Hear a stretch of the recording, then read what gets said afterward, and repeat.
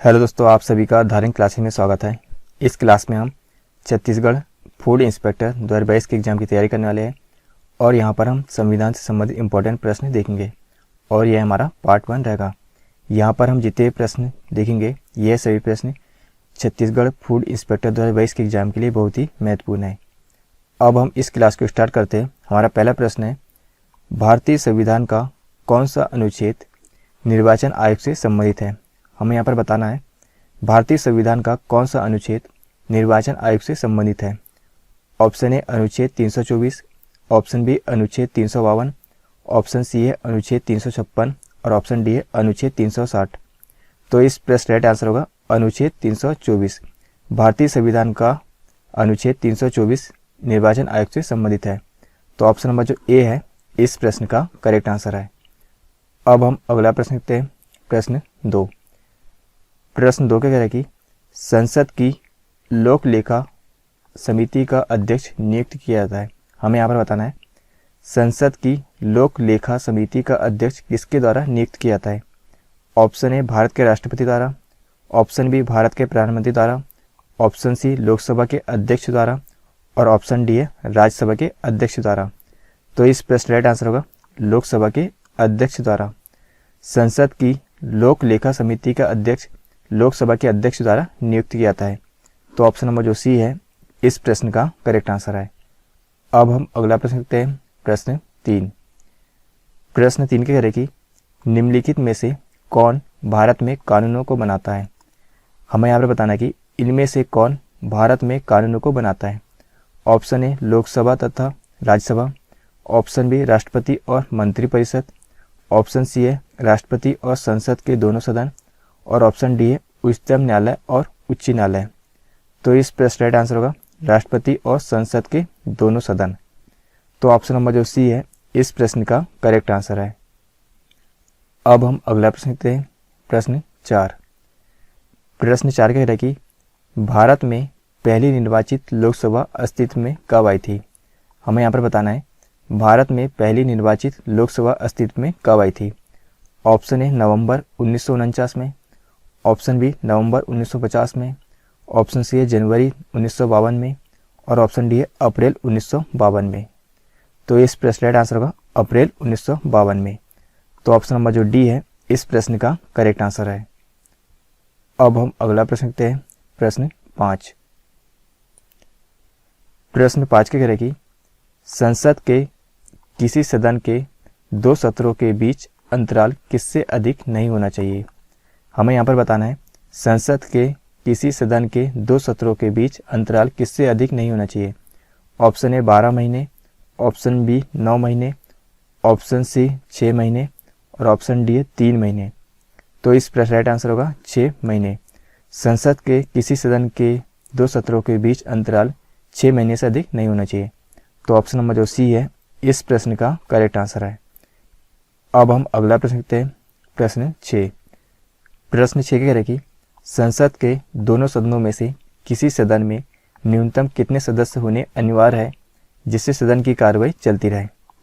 Option A कुल सदस्यों का 10वां भाग, ऑप्शन बी कुल सदस्यों का 7वां भाग, ऑप्शन सी कुल सदस्यों का 6ठा भाग और ऑप्शन डी कुल सदस्यों का 5वां भाग। तो इस प्रश्न राइट आंसर होगा कुल सदस्यों का 10वां भाग। तो ऑप्शन नंबर जो ए है इस प्रश्न का करेक्ट आंसर है। अब हम अगला प्रश्न देखते हैं, प्रश्न 7। प्रश्न 7 कह रहे कि भारत का प्रधानमंत्री बनने के लिए अपेक्षित न्यूनतम आयु क्या है। हमें यहाँ पर बताना है भारत का प्रधानमंत्री बनने के लिए अपेक्षित न्यूनतम आयु क्या है। ऑप्शन ए 18 वर्ष, ऑप्शन बी 21 वर्ष, ऑप्शन सी 25 वर्ष और ऑप्शन डी है 35 वर्ष। तो इस प्रश्न राइट आंसर होगा 25 वर्ष। तो ऑप्शन नंबर जो सी है इस प्रश्न का करेक्ट आंसर है। अब हम अगला प्रश्न देखते हैं, प्रश्न 8। प्रश्न 8 कह रहे कि मंत्रिपरिषद की बैठकों की अध्यक्षता कौन करता है। मंत्रिपरिषद की बैठकों की अध्यक्षता कौन करता है। ऑप्शन ए राष्ट्रपति, ऑप्शन बी प्रधानमंत्री, ऑप्शन सी है लोकसभा अध्यक्ष, ऑप्शन डी है मंत्रिमंडल सचिव।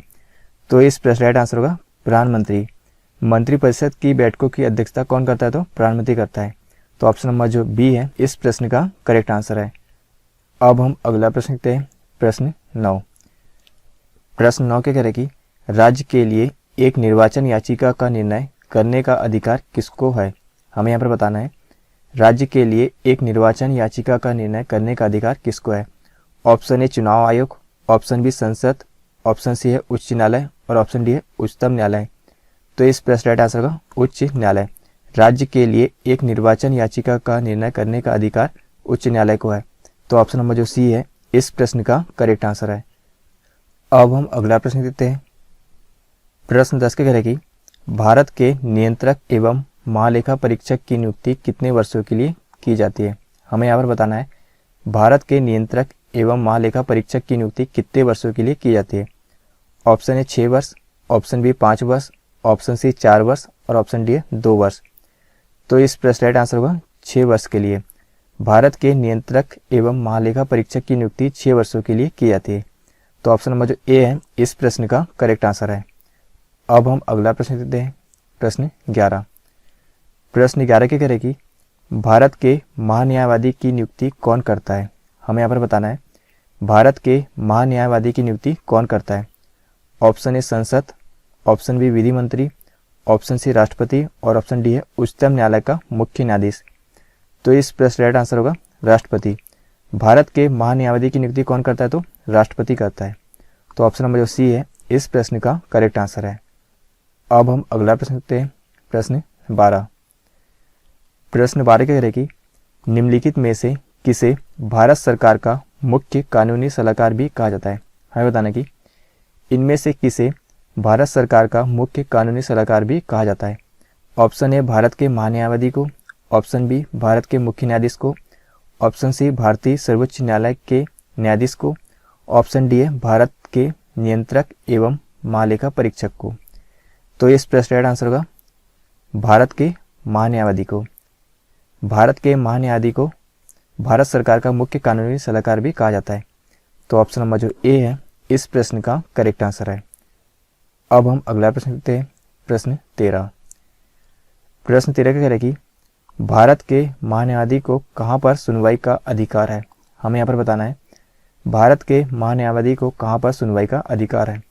ऑप्शन ए कोई भी सेशन न्यायालय, ऑप्शन बी कोई भी उच्च न्यायालय, ऑप्शन सी है भारत का कोई भी विधि न्यायालय और ऑप्शन डी है उच्चतम न्यायालय। तो इस प्रश्न राइट आंसर होगा भारत का कोई भी विधि न्यायालय। तो ऑप्शन नंबर जो सी है इस प्रश्न का करेक्ट आंसर है। अब हम अगला प्रश्न देखते हैं। प्रश्न 14। प्रश्न 14 के कह रहे कि भारत की संसद द्वारा दल बदल विरोधी कानून किस वर्ष में पारित किया गया था?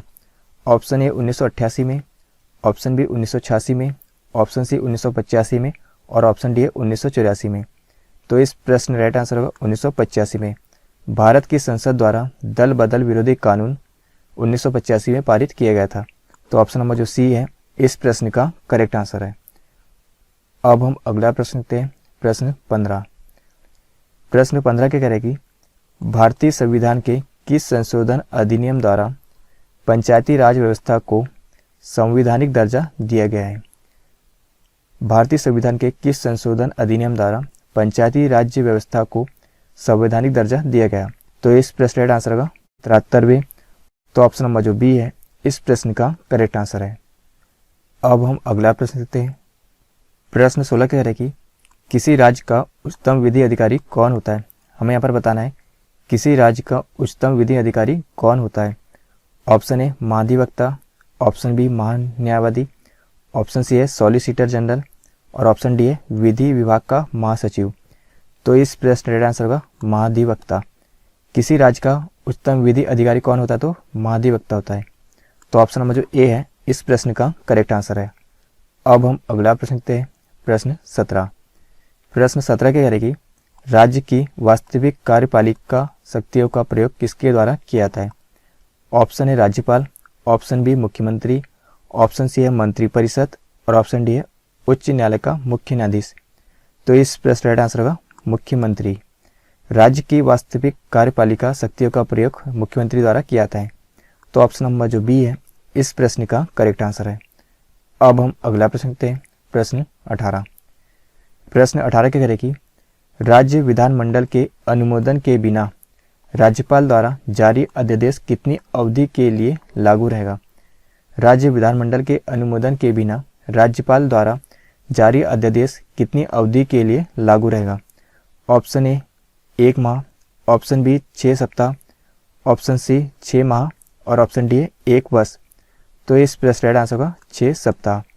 तो ऑप्शन नंबर जो बी है इस प्रश्न का करेक्ट आंसर है। अब हम अगला प्रश्न देखते हैं, प्रश्न 19।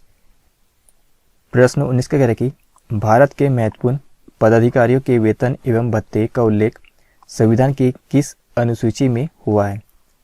ऑप्शन ए 4वीं अनुसूची, ऑप्शन बी 3री अनुसूची, ऑप्शन सी 2री अनुसूची और ऑप्शन डी है 1ली अनुसूची। तो इस प्रश्न का राइट आंसर होगा 2री अनुसूची में। भारत के महत्वपूर्ण पदाधिकारियों के वेतन एवं भत्ते का उल्लेख संविधान की 2री अनुसूची में हुआ है। तो ऑप्शन नंबर जो सी है इस प्रश्न का करेक्ट आंसर है। अब हम अगला प्रश्न देखते हैं, प्रश्न 20। प्रश्न 20 का कह रहा है कि दल बदल कानून भारतीय संविधान की किस अनुसूची में दिया गया है? दल बदल कानून भारतीय संविधान की किस अनुसूची में दिया गया है? ऑप्शन ए 10वीं अनुसूची, ऑप्शन बी 4वीं अनुसूची, ऑप्शन सी 3री अनुसूची, ऑप्शन डी है 2री अनुसूची। तो इस प्रश्न का राइट आंसर होगा 10वीं अनुसूची में। दल बदल कानून भारतीय संविधान की 10वीं अनुसूची में दिए गए। तो ऑप्शन नंबर जो ए है इस प्रश्न का करेक्ट आंसर है। तो यह था हमारा संविधान का पार्ट 1। यहाँ पर हमने संविधान से संबंधित इंपॉर्टेंट प्रश्न देखे। यह सभी प्रश्न छत्तीसगढ़ फूड इंस्पेक्टर 2022 के एग्जाम के लिए बहुत ही महत्वपूर्ण है। यदि यह क्लास आपको पसंद आए तो इस चैनल को सब्सक्राइब करें।